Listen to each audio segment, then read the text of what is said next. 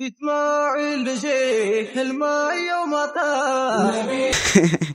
Fatiyaan online yoo isin garaa kaawwatte moo Jaarraa fuula Facebook isaarratti afuura koosheedhumaa My Last Breeze jechuudhaan maxxansee ture. Maxxansa kanas erga maxxansee booda turtii sa'aatii 4 keessatti duunsaa dhaga'ame. Egaa akkuma argitan fuula Facebook isaarratti erga maxxansee sa'aatii 4 booda du'ee jedhamaa jira. Hedduu tokko nama gaddisiisa. Hujirra si olchina akka bu'aa gaarii si fidu goona jedhee na harkaa fudhatee nama miidiyaa kanarratti xiqqishoo beekamtii xiqqoo tokko qabu taate. Walfalmiin cimaan ka'eera. Mucaan kun murtii guutoon kitaaba kana jala hatee jira jedhee ragaa wajjin dhiyeessee jira. Wanta na dhibe keessaa immoo PDF ergi yeroo inni nan jedhu PDF siifin erga naafama namoonni dandeessaa jennaan kitaabni Jawaariin gaafatuun osoo maxxanfamee yeroodhaaf PDF na bira ture naan jedhe. Akkamittiin amanee sitti erga PDF kana jennaan jedhe kitaabni Jawaar atuu maxxansamin PDF na bira ture jedhe.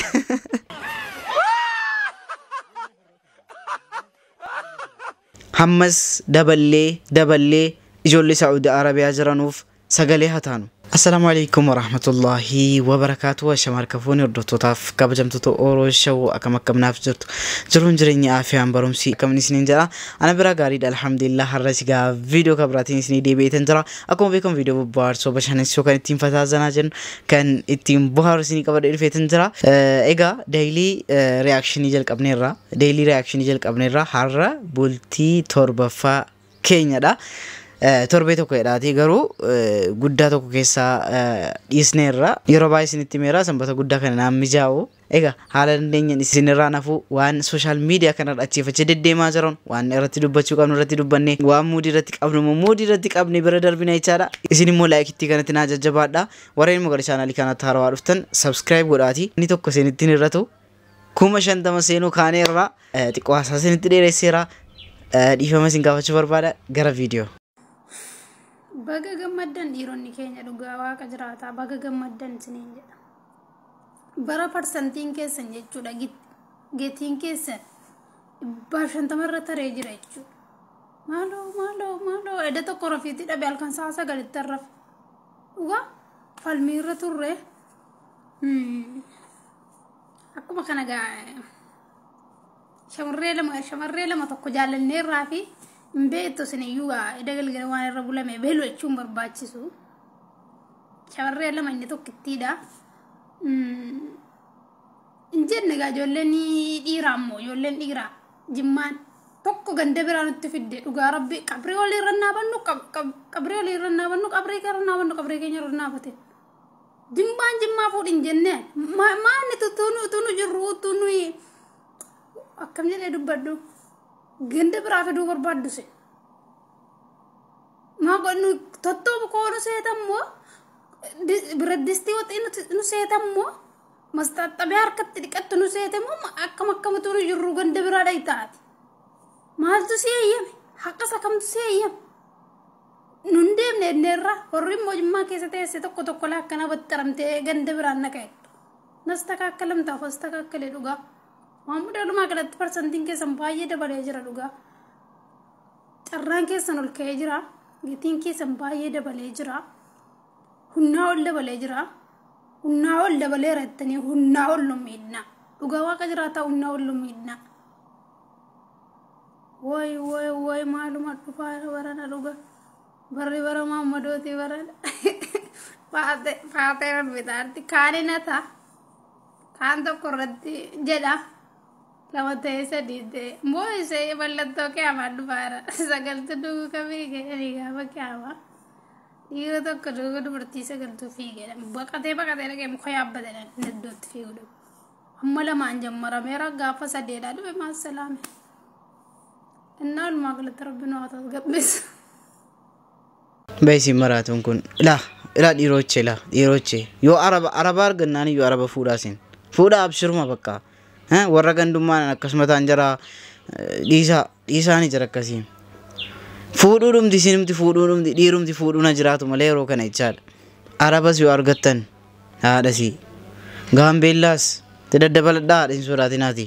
Dargaggeessi isin argaa jirtan kun Gadaa jedhama. Yaarraa fuula Facebook isaa irratti hafuura koo shedhumaa My Last Breeze jechuudhaan maxxansee ture. Maxxansa kanas erga maxxansee booda turtii sa'aatii 4 keessatti du'uunsaa dhaga'ame. Hiriyoonni isaa akka dubbatanitti immoo Gadaan of ajjeesuusaatu dubbatama. Hiriyoonni isaa akka himanitti Gadaan namoota muraasaaf ergaa akkas jedhu barreessaafii tureera. Hiriyaa koo hangarraatti yoon si gadi seeratee garaarraa ifama akka naaf gootuun barbaada. Ankana caalaa jiraachuun danda'u abdii kutadheeraa. Kanaafuu hangarraatti yoon si gadi seeratee garaa keerraa ifama naaf godhu jechuudhaan ergaawwan akkasii hiriyoota isaa muraasaaf barreessaa akka turetu dubbatama. Hiriyoonni isaa ergaan kun isaan qaqqabe immoo battalumatti deebisanii bilbila Gadaa irratti bilbilanis bilbilli Gadaa cufaa akka ture dubbatu. Hiriyoonni isaa akka dubbatanitti Gadaan dhukkuba kalee cimaatiin dhukkubfachaa akka turee fi nama isa yaalchisu waan dhabeef abdii kutannaarraa ka'ee kan of ajjeesetu dubbatama. Kanas ta'u sana akkaataa du'a Gadaa irratti ragaa qabatamaadhaan odeeffannoo kan biraa qabadhee kanan dhufuun ta'a. Ta'uyyuu malee jechuu kanan barbaadu immoo adaraa keessan hangam abdii yoo kutattaniyyuu lubbuu keessan irratti tarkaanfii fudhachuun fuula Waaqayyoos ta'e fuula namaa duratti gaddiisaa waan ta'eef hanga kamuu rakkinniif haalli nuti keessa jirru abdii kutachiisaa ta'ullee lubbuu tokkitti Waaqayyo nu keessa kaa'e irratti tarkaanfii fudhachuu akka hin qabne isin hubachiisuun barbaada. Ofii keenya du'a keenyaan furmaata waan argannu fakkaatus du'a keenyaan garuu maatiin keenyaaf namoonni nu jaallatan baay'een isaanii gaddaa waan hafaniif adaraa keessan namoota jaallattaniif hiriyoota keessaniif maatii keessaniif jecha lubbuu keessan mararfadhaa. Umurii xiqqoo Waaqayyo nuuf kenne waliin waliif ajiraannu galatomaa. Egaa akkuma dhageessan namni kun hedduu tokko nama gaddisiisa. Namoonni baay'een atuma sooshaal miidiyaa kana irratti ilaallu atuma fuuldura keenyatti ilaallu yeroo gabaabaa keessatti murtii du'aa ofitti murteessanii nan dhabaa jirra jechaadha. Please yoo akkam taataniyyuu murtii du'aa please ofitti murteessinaa dara. Egaa falmiin immoo ka'ee jira. Murtii guutoon kitaaba maxxansiisee ture. Mucaawwee immoo bahee kitaabni sun hankoo ture jedhaa jira. Mee ilaallee walitti deebina. Hujirra si olchina akka bu'aa gaarii si fidu goona jedhee na harkaa fudhatee assalaamu alaikum wa rahmatullahi wa barakaatu. Ummata keenya kabajamaa dhimma keenya kitaaba murtii guutoo qaxalee jiru fi kitaaba kiyya kanaan dura nama coollee jiru kaniin bulchiinsa godina Harargee Bahattis aadaa fi turizimii aanaalee aanaa meettaatii fi aanaa gooroo muxiittis beeksisee irratti hojjechaa ture yeroo dheeraadhaaf kan sababa ispoonsaraan si barbaada anaatu si maxxansiise jechuutiin obboleessi keenya murtii guutoo na yaamee hujirra si olchina akka bu'aa gaarii si fidu goona jedhee na harkaa fudhatee amma ifii maxxanfatee hujirra olchuuf tattaafachaa jiru irratti karaa hedduudhaan inni akka waan namni gandummaadhaaf jecha ana itti biteetti yookiin ani ilaalcha biraatiif irratti duuluu barbaaduutti inni oofaa jira jechuudha. Kun ammoo waan sobaati namoonni itti dhiyeenyaan na beekanii fi ani itti hime hedduunis ni jira. Kanaafuu waan godhamuu qabuu fi ragaalee na bira jiru hunda isiniifin dhiyeessaa liiviidhaas mana nama barbaaddaniitti na beellamaati dhufee ragaan barbaachisu isiniifin dhiyeessaa an gama kiyyaan rakkoon addatti akka nama dhuunfaatti isarraa qabu yookiin namni kana nu godhi jee itti naqa ceelche tokkolleenis hin jiru yoo inni jiraa jee immoo nama na wajji qunnamtii qabu kanamaatu natti bitee jiru yoo jiraate haa fidu sun immoo sababa kufaatii isaa dandamachuudhaaf gandummaa jala dahachuu fi gosummaa jala dahachuu kan ni barbaaduun alatti qaamni biroo tokkolleen hin jiru jechuudha. Sababootuma inni uumuuni wal dhabdeen teenya hanga ammaatu deemaa turte ani namoota hedduun keessaan dubbisee wanni kun osoo public hin taane akka ummatatti as hin baanetti osoo dhumtu yeroo hedduu yaade kanaafuu waan jiru irratti nu eegaa informationa barbaaddan nu bira argachuu dandeessu. Egaa akkuma dhageessan mucaan kun kitaaba narraa fuudhee live irratti illee ijoollee wajjin waliin taa'ee haasaa ture isas kan waliin ilaalu ta'a. Murtii guutoon immoo akkas jedhe mee dhaggeeffadha kan murtii guutoo. Gaafa ati nama miidiyaa kanarratti xiqqisho beekamtii xiqqoo tokko qabu taate waa hojjettee as baates namni hedduun sitti dahoo godhateetti beekamuu fedha. Ati immoo maal goota? Kunis kiyya haa jiru, sunis kiyya, kunis akkana haa ta'u, kunis akkana hin ta'e, kunis akkasii hanqina akkanaa qaba. Karaa hedduu promoshiniin immoo karaa hedduun hojjetama waan ta'eef caal jettee itti dhiistee alta suni bareedaadha. Kanumaaf callisnee namni maqaa kiyya dahoo godhatee beekamuu barbaadu kamuu jiraannaan ani hiyyameef ittiin jira. Go ahead itti deem haga dandeessitti. Akka murtii guutoon jedhe dhageessanii kaatanii garuu mucaan kun lafaa ka'ee ofumaan ka'ee murtii guutoo irratti qaba jedheen hin yaadu. Maaliif namni fakkeenyaaf namni miidiyaa kanarra hojjetuu fi namni miidiyaa kanarra hin hojjenne baay'ee adda jechaadha. Maaliif yoo miidiyaa kanarra hojjettanii namni isinirra goruu danda'a jechaadha. Mee viidiyoo kana immoo dhaggeeffannee walitti deebina. Bara cubbuu fi shirri afaan baasee lallabu kana keessa namni sagaleen qabne yeroo baay'ee yookaan namni miidiyaa kanarratti fuula miidiyaa kanarratti hawaasa wajjin waliin beekne yeroo hedduu miidhamaadha. Obboleessa keenya Iskandar namni jaamu kitaaba nama collee jaamu erga barreessee jeebooda murtii guutuu harkaa fuudhee ana si maxxansiisaa leenca koo jeeni harkaalat godhee qaxalee jee irratti barreesse ittiin nu shawwade.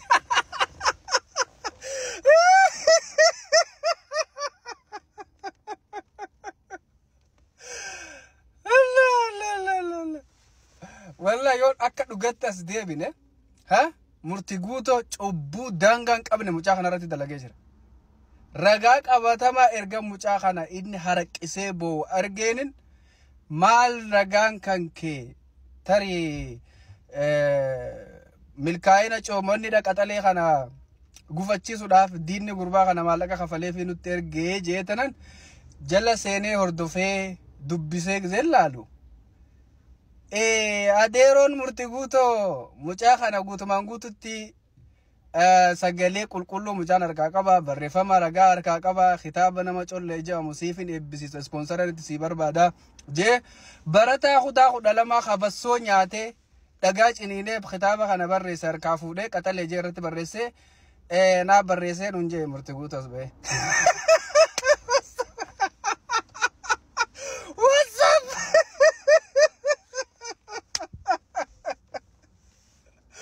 والفينا الربا متي التربون هاي مجاخنا غرغاروني بربادني دوغا بك دوغاتي دوغا من دوغاتي ديبسو يوخا بربادن تاتي ابان قبينيا او خانا مو ددبي في افاجن غربا خنا ديبيو في قبدي مرتغوتوس بي ديفما غافتي وان غودي خنات غابي حواسا يسا ديفما غافتي خطابيتش أبا خطابتي ديبسي إبسيسو فين نور رجرتي أديرو مرتقوتو والجالنا والكباينا قربا خنا فاكسا ديبسي وقا ربي چبونا تي قربا خنا رد ليدي هدو فوقتاد سغالي قبات تفرن تناواسا فولا در دابتي أنا كان جتيك وما ديبدقزي حاسويتو نو سرانيك غمخون وانتو تهدو وجي منا دجبدو سيقادا أبا أورومو تو سيقادا haga kana hundatti barataa kutaa 12 yaada isaa jalaa fuutee haga sadarkaa kanatti gaccabsuun hedduu fokkataadha. Akka obboleessaa tokkotti hedduu. Waan kanas bayi hawaasa dhiifama gaafadhu kitaaba mucaadhaa deebisi nama collee hajoo gurbaan irratti laxafatee onni isaa qolasaa duraanuu qopheeffatee jira maxxanfatee kitaaba isaa haa eebbifatu. Haa ittiin jiraatu barataadha namni kun. Ati nama dhagaa cabsee gaara falatee jiraachuu danda'udha. La خانا إن هيم نونت دوغا ربي حواسنس غربان كون سغلي وان ان قبنيف حواس دورتي بكمتي وان ان قبنيف وان إفي اتلف إفاجة سرّا أغابي جراچون قب دوغان راولي خان أورومون برچومن راولي خان ملي دوغان راولي كان جد سانيف وان كان ديفما غافدو وان غوتي خانتي غابي خطابة برا نومتنسي خطاسي أبي فناتس غارو mucaa kanaaf erga wanni dubbiin iccitiin gara miidiyaa irratti ol baate asumarratti ol irraa finna asumarratti ol irraa gabaabsina waan ta'eef mucaa barreeffama lifaati isaa Fara Iskandar erga inni waa dhimma kitaabichaa turizimii gara Harargee baate fi aanaa Gooroo Muxiitti mo'eessa jee erga ilaalchifatee isaan irraa jaalatan booda ati ispoonsaran itti si barbaadattee harkaa fuutee aga sadarkaa kanatti waan qabeenya dhuunfaa hankeetii godhatuun xiqqishoo ni fokkata. La waan kanatti hedduu nama aarsita dhugaa rabbii sitti buufadheer akka obboleessa hankeetiif qabeenya isaa deebisii fi qabeenya isaa deebi'uu fi inni haa wanti godhatu. Tanumaan isin jechuu barbaada ulfaadhu galatoomi warri viidiyoon kun isin dhaqqabdee obboleessa keessan jalaa dhaabbadha. Sagalee qabaateef namni sa'aatti namatti roorrisan jaarraa 20 takkaffaa keessa jirra.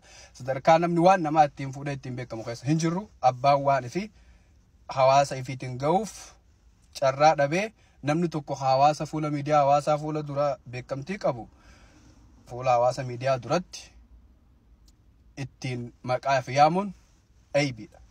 Hin ta'u akka aadaa Oromootti illee safuudha. Akka Egaa akkuma sarara dhageessan erga babbareedaa isaallee isiniif dabarsee ture. Kanarratti immoo mucaan kun maal jedhee akkamitti amanteetti kennite akkamitti kitaaba kana maaliif amanteetti kennite jedhanii ijoolleen gaafannaan maal jedhee kitaabni Jawaar atuun eebbifamin iyyuu PDF isaana bira ture jedhe. Kanaaf isa kan waliin dhaggeeffannu ta'a.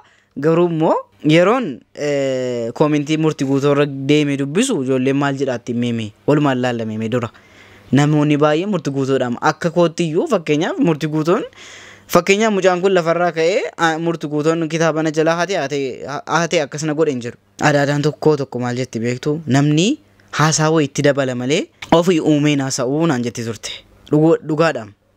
Waan badii wayii xiqqoo itti balleesseen nan akkas jedhe malee mucaan kun atuma murtii guutoonni sirriidha jettaniiyyuu meemee koomentii dubbisni oltee namni akka kitaaba kana nama jala hate beektanu laayik godhaa hattuu mucaaf maallaqa kennii situ barreesse moo kan nama beekisaa jirta bakka akka jiruun koomentii isaa yeroon galee dubbisu koomentii negatiiviidha akka jiruun koomentii negatiivii barreeffamaafii jira. Meeme mucaarraa xiqqoo dhaggeeffannee walitti deebina mucaan maal jedhaara meeme. Sanboota immoo inni deebisee akka ifiifis kitaaba maxxansuu barbaadu jiru naaf himee maqaa kiyyaa fi keetiin godhuu dandeenya. Maallaqa yoo ta'e sanqa qarshii maqaa ta'e hanqanaa fi hangasii tokko dhabuu hin dhabdu wal arguu dandeenya naan je'ee mee kitaabicha naaf ergi je'ee sanboota. Falmiigalsi tokkummaa dhiifama isaa keessatti kutuu falmataa kana galchi. Namni waa'ee kitaabaa beeku nu barbaachisa waan ta'eef wanti kun wanti qoomti falmataa galchi falmii kan jedhu. Sanboota PDF ergi yeroo inni naan jedhu PDF siifiin ergaa naaf amanamuu ni dandeessaa jennaan kitaabni Jawaariin gaafatuun osoo maxxanfamee yeroodhaaf PDF na bira ture naan jedhe. Redeebi kitaabni Jawaar Mohammad kahinga bujuu osoo maxxanfamin dura na bira ture jeetiin hayyee ani naaf amanamu isaan naan jedhe. Redeebi mee waan isaa hin hubanneen sirriitti sagalee ol kaase redeebi. Yoom PDF siif erge ati naaf amanamta taanaan an siif erguun danda'an jeeni sanboota immoo inni deebise kitaabni Jawaar Mohammad kahinga bujuu osoo maxxanfamin dura PDF na bira ture naan jedhe. Murtii guutuu siin jedhee jechuudha. Yaa isaan naan jedhe. Itti fuuf reekkaadha. Mucaan kun haga sagalee baasee jechaadha. Nuti dheera ta'e dheetani malee viidiyoon sagaleen jira. Haga riikardi godhee haga murtii guutuu naasofsiisutti jechaadha. Mucaan kun haasa'aa ture jechaadha. Baay'ee isaa nama gaddisiisa murtii guutuu. Hojiin keessa kanatti bisi beeknaa nuyi. Ani wanti na dhibe keessaa immoo PDF kitaaba Jawaarii na bira ture. Ay murtii guutuu ati akkas nama jabaadha jechaadha. Nama jabaadha.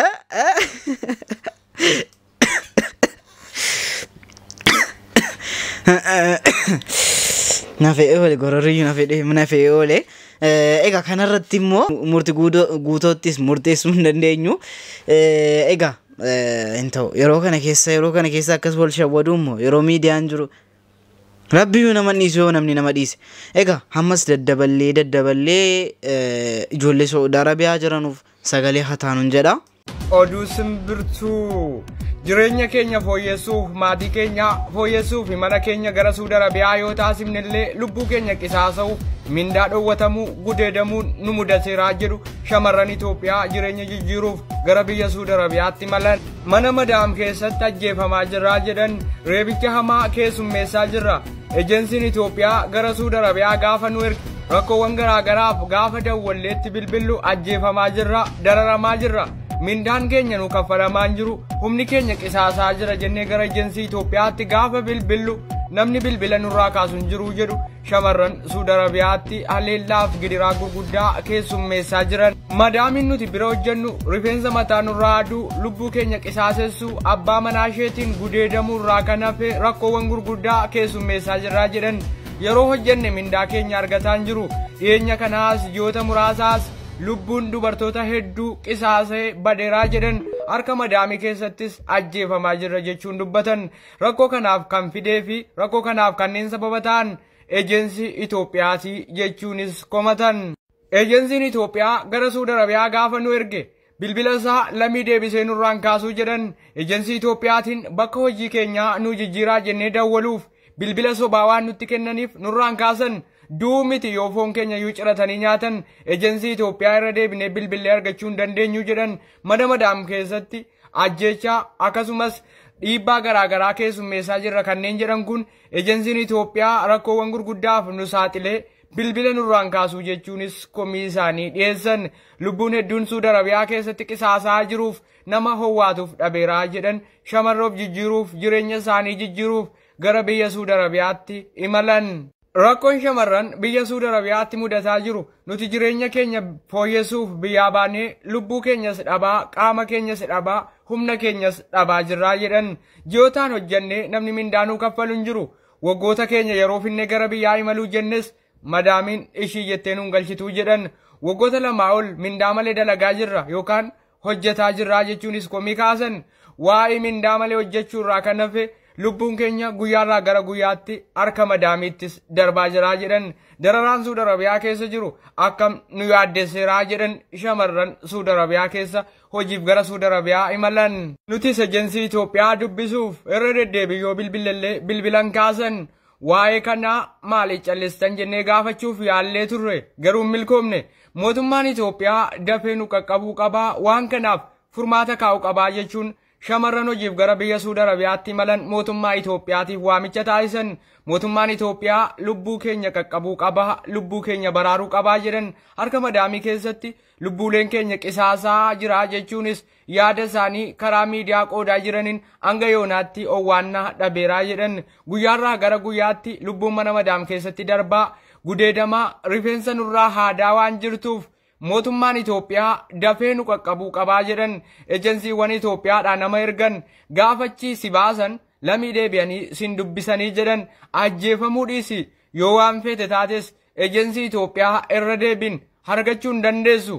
Kun rakkoo kana mootummaan Itoophiyaa furmaata kaa'uuf hojjechuu qabaa lubbuu keenyaafis hojjechuu qabaa jechuun mootummaa Itoophiyaatiif shamarran of jijjiiru.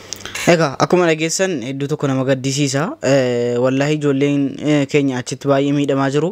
Sammas daddaballee sagalee haa taanuu fi haga dandeenyeen haga mootummaan qaqqabuuf jechaadha. إسماعيل بشيخ الماء يومتا نبي نسوى الصدر قمتن سقطا نبي ينبي وشمنام وحيدنا والنام نبي صلاة الرسول ننزنا عبدا إلى يوم الدين عجيب إسماعيل إيمان سناتو نقرون حلو سمتو كعباتو عباتي تو فاتحة كناري سافوتياتي tokkicha ho dhuguma lana online dhaan yookaan teknooloojii wayii dhufeera malee kan olfanamu egaa viidiyoon raaf qabadhee dhufe kana fakkaata isinitti tolee isin bohaarsee isin gammachiisee deeyyaadha hadha xiqqoo viidiyoo dheeressineerra haga viidiyoo kabiraatti walitti deebinutti oroo shawuu bye.